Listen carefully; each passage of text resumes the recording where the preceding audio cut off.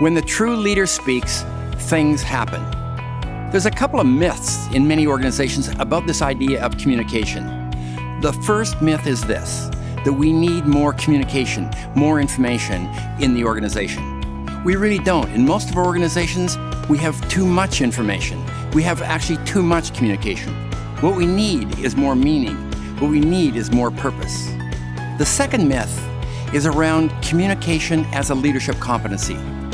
Many of us think about leadership communication as a competency like strategic thinking or project management, innovation, and the like. Think of it as an important competency, but a competency nonetheless. In fact, it's not a competency. Most organizations put it in their top 2 or 3 competencies because they see its importance. But leadership communication is not a competency. It is your leadership. Everything you do as a leader is manifest through your communication. It is simply that important. Leadership and communication are synonymous. Now, management communication is fundamentally different. It's important, but fundamentally different. Managers communicate accurate and timely information to help people do their jobs and do their jobs better. Important work. Leaders communicate to get people to think and act differently and in concert, working together, aligned, committed. Leaders push people past the normal cynicism in organizations, the doubt and uncertainty that exists. Their voice gets people aligned, engaged, and committed. But the challenges leaders are up against in organizations today are enormous. Organizations are incredibly noisy places. Think about all the messages that are flying around organizations. So how can one voice, the leader's voice, your voice, be heard above the din of the crowd? It's not just about having good presentation skills. You know the skills: eye contact, modulating your voice, pacing your message, knowing your audience, tell them what you're going to tell them and tell them what you told them. These are all important skills, but not what it takes to be an effective leadership communicator. To be heard, really heard, leaders need to speak in 3 dimensions: personal, future, and story. Personal. All communication is personal. Whether or not you're ordering office supplies or describing corporate strategy, you need to be able to make a personal connection. At this moment, even through this video, I'm either connecting with you personally or I'm not. You are deciding to either let my words touch you or not.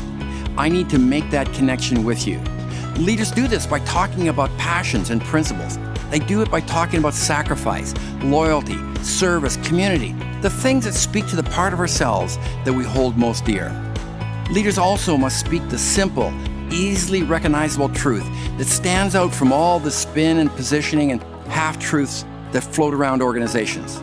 People are listening for that truth teller, and they'll make a personal connection with the person they believe is telling them the truth.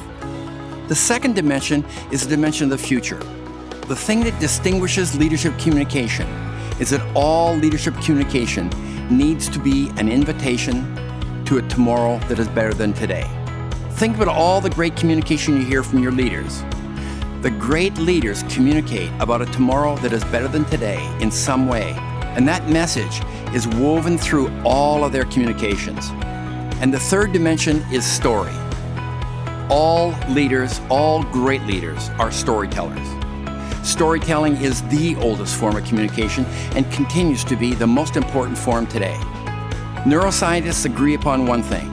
They agree that we listen, think, and organize our minds in stories. We cannot change until we have a new story to replace an existing one.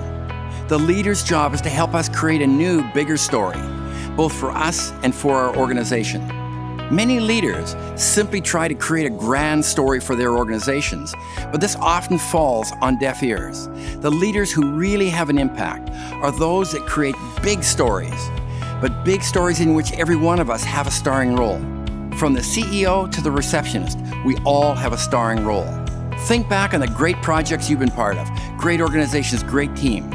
It's very likely that there was a leader there who created a big story for your team, a big story for your organization, and made sure you had a starring role. So one voice, your voice, can make all the difference in the organization today. The leader's voice can be heard above the din of the crowd. We're all listening for it. We're straining to hear it. All of us who work within organizations are listening for that leader's voice. When the leader speaks, something inside us moves. It resonates with our deepest hopes and aspirations.